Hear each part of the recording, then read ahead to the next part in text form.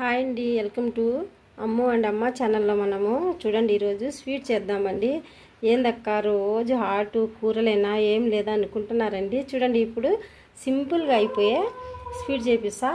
Cake మాదిరిగా మనము పనసపండు తింటే ఎట్లా ఉంటుందండి అట్లా ఉంటుందండి. బియ్యంతో పెద్దవాళ్ళు తినొచ్చండి, షుగర్ ఉండేవాళ్ళు తినొచ్చు, చిన్నపిల్లలు తినొచ్చు. ఎప్పుడైనా మీకు స్వీట్ తినాలనిపించినప్పుడు ఎంతో హెమ్మీగా చేసుకునే స్వీట్ రెసిపీ చూపిస్తా చూడండి మీకు సింపుల్గా. ఇది ఒక గ్లాస్ రైస్ అండి. ఈ గ్లాస్తోనే తీసుకొని నేను 4 గంటలు నానబెట్టుకున్నాను అండి. పొద్దున్న నేను లేచినప్పుడే 6 గంటలకు నానబెట్టి పెట్టుకున్నాను. ఇది మనం 1/4 కిలో బెల్లం అండి. 1/4 కిలో కన్నా తక్కువ తీసుకోవచ్చు. స్వీట్ ఎక్కువ తినేవాళ్ళు కొంచెం ఎక్కువ తీసుకోవాలి, లేకుంటే తక్కువ తీసుకోవచ్చండి, మీ ఇష్టం అండి. ఇంక ఇది 1 స్పూన్ నెయ్యి అండి. ఇది వంట సోడా అండి, మనం దోశలకి వేస్తాం కదా అది. ఇది బేకింగ్ పౌడర్ అండి, మనము కేకుల్లో వాడతాం కదండి. ఇది లేకపోయినా ఏం లేదండి, ఆప్షనల్. ఇది సోడా ఉంటే సరిపోతుందండి, ఉంటే వేసుకోండి లేకుంటే 2 ఇలాచీలు కచ్చాపిచ్చా దంచుకున్నానండి.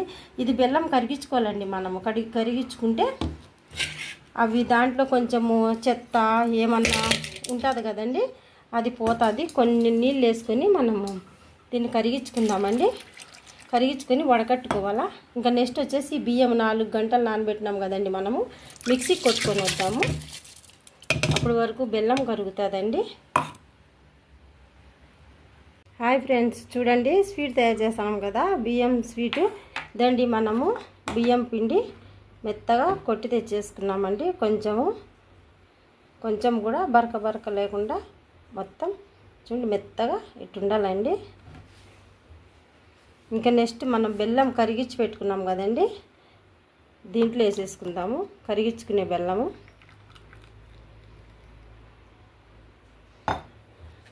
1 స్పూను నెయ్యి అండి. నెయ్యి వేసుకున్నాం కదా. ఇంకా ఇలాచి, బేకింగ్ సోడా, బేకింగ్ పౌడర్, కొంచెం 1 చిటికెడు ఉప్పు అండి దీంట్లో వేసేసుకుందామండి ఫ్లేవర్ కోసము. ఇవన్నీ మిక్స్ చేసేసుకుందామండి. చూడండి అంత తిక్కిగా ఉండకూడదు, పల్చగా ఉండకూడదండి. మనము దోసపిండి కలుపుకుంటాం కదా సేమ్ అట్నే అండి.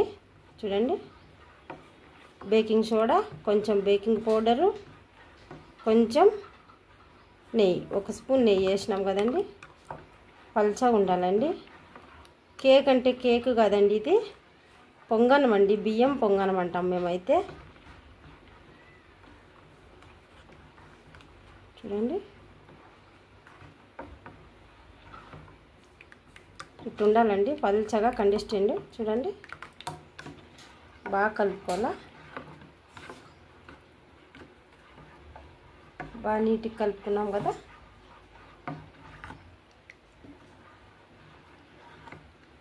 ఇంకా ఇది కలిసింది కదండి. చూడండి ఇట్లాంటి డబరా ఉంటుంది కదండి, మందంగా ఉండాలండి. కొంచెము దీంట్లో కొంచెం ఆయిల్ ఎక్కువ వేసుకోవాలా.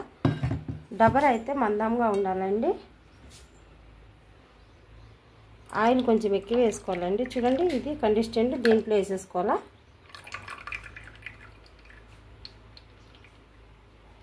నూనె పైకి రావాలండి కొంచెము, చాలా బాగుంటుందండి స్వీటు. ఇంకా పొయ్యి మీద పెట్టేసుకుందాం మనము.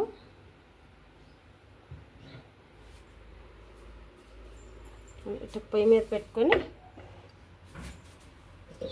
కుక్ చేసుకుందామండి.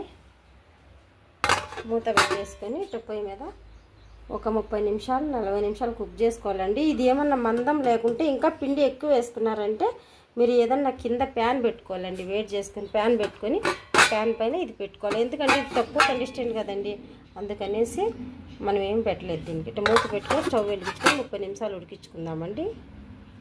హాయ్ ఫ్రెండ్స్, చూడండి మనం ఇప్పుడు బియ్యంతో స్వీట్ చేసినాం కదా, ఎంత హెమ్మీగా కుక్ అయిపోయిందా. దీని కింద అయితే రేకు పెట్టుకోవాలండి.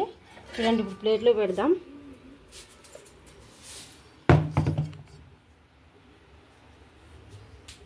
ప్లేట్లోకి తీసేద్దాం ఇప్పుడు మనము దీనికి.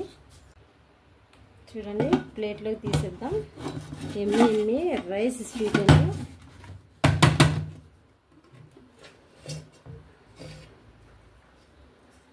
చూడండి ఎంత బాగా వచ్చేసిందో కదా. చూడండి ఫ్రెండ్స్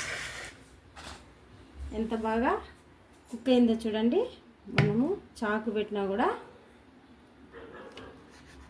స్వీట్ అండి, చాలా బాగుంటుందండి. ఎంత బాగా కుక్ అయిందో కదండి, చూడండి. అంతే అండి. మీకు నచ్చితే లైక్ చేసి సబ్స్క్రైబ్ చేయండి ఫ్రెండ్స్.